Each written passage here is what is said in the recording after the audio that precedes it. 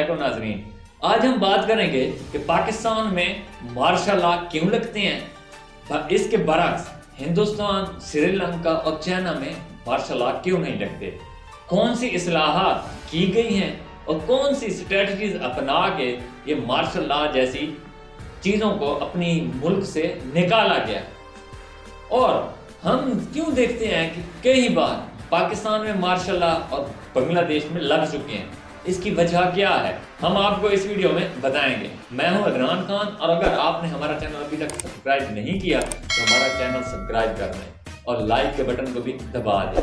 Martial law کیوں لگتے ہیں، اس پہ بات کرنے سے پہلے ہمیں جانا پڑے گا برصغیر پاک و ہند میں۔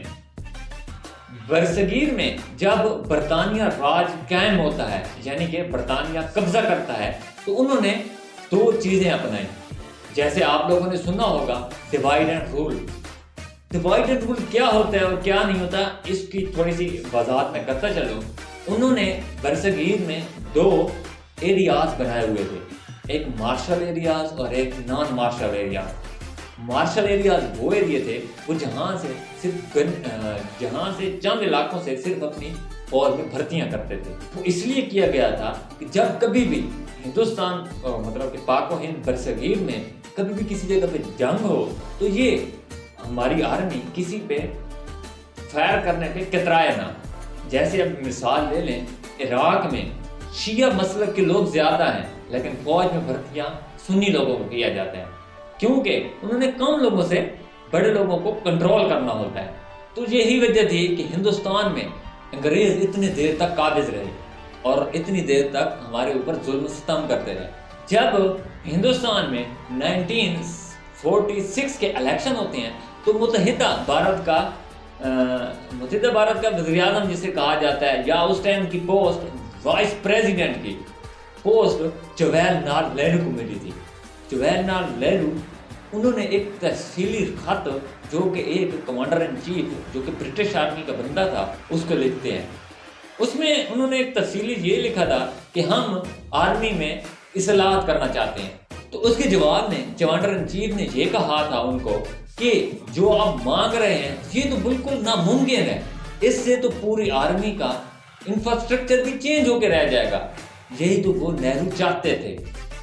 اب بات اسی کے ساتھ میں کنیکٹ کرنا چاہتا ہوں کہ مارشل لا کیوں لگتے ہیں۔ نہرو نے جب اپنی حکومت سنبھالی، مطلب کہ ہندوستان آزاد ہوا، تو انہوں نے 1949 میں جو ان کا چیف آف آرمی سٹاف تھا ان سے 3 مورتی بھون کا ایک عالی شان بنگلہ تھا وہ بھی لے لیا تھا اور اس میں خود ٹرانسفر ہو گئے تھے۔ اور اس کے بعد انہوں نے ایسی اصلاحات کی کہ جیسے اس میں نمبر 1 پہ کہ پورے علاقوں سے بھرتی کرنا، ہندوستان کے پورے علاقوں سے بھرتی کرنا، کسی ایک ٹارگٹ نہ کرنا کہ یہاں سے لی جائے فوج۔ دوسرا، ان کا VIP سٹیٹس کم کرنا، ان کی تنخواہوں میں کٹس لگانا تاکہ لوگ آرمی کی جاب کو بڑا VIP سٹیٹس کے طور پہ نہ دیکھیں، اور آرمی چیف کو ایک چھوٹے سے گھر میں ٹرانسفر کر دیا۔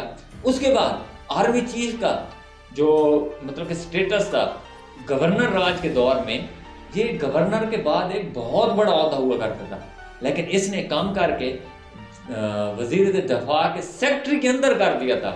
یعنی کہ یہ جو دفاعی ہمارا ادارہ ہے، مطلب کہ سیکٹری دفاع، یہی سارا کچھ ان کے معاملات دیکھتی تھی، ان کے پینشن وغیرہ، ان کے تنخواہیں اور ان کی پرموشن وغیرہ بھی یہی ادارہ دیکھتا ہے۔ اگر وزیر دفاع سے اگر آرمی چیف نے ملنا ہو تو وہ پہلے سیکٹری سے ان سے ٹائم لیتا ہے۔ اور انہوں نے ایک اور بھی اصلاحات یہ کی کہ یہ آرمی چیف کا جو مطلب کہ پہلے مطلب کہہ رہے ہیں کہ قومی اسمبلی میں یہ بیٹھا کرتے تھے، لیکن اس نے اصلاحات یہ کی کہ اب یہ بھی قومی اسمبلی سے ہٹا کے ان کو باہر کر دیا گیا، ان کو دفاعی وزیر کے انڈر کر دیا گیا۔ اچھا، اس کے بعد انہوں نے ایک انٹیلیجنس بیورو بنائی، جیسے آپ لوگ IB کہتے ہیں اور را کہتے ہیں۔ یہ سارا ان کا کام یہی ہوتا ہے کہ ان کے جو اندر اگر کہتے ہیں کہ مطلب کہ کوئی مارشل لا کی سوچ رہے ہوں تو مارشل لا یہ نہیں لگا سکتے، کیوں؟ یہ IB والے ان کی انفارمیشن لیک کر کے وزیر اعظم تک ڈائریکٹ پہنچاتے ہیں، یہ ان کے کانٹیکٹ میں ہوتے ہیں۔ اچھا، ایک اور اس کی بات کریں تو ایک پوائنٹ ہے، ایک چھوٹا سا واقعہ ہے۔ S.D. ورما وہ لکھتے ہیں کہ میں اگر کبھی اپنے ساتھی جو میرا کولیگ ہے، میں اس سے اگر کیا نام تھا، جنرل تھمایا، اس وقت چیف آف آرمی اسٹاف تھے، اگر ان سے میں نے بات گفتگو کھلے عام کرنا ہوتی تھی تو ہم ایک جھیل کے کنارے یا جھیل کے وسط میں جا کے ہمیں کرتے تھے، کیونکہ ہمیں ڈر تھا کہ ہماری گفتگو آئی بھی ٹیپ کر رہی ہے۔ تو ناظرین، اس کو آگے بڑھانے سے پہلے ہم اس کو ادھر ہی ختم کریں گے اور ہمارا پارٹ 2 کا انتظار کیجیے گا۔ Thank you.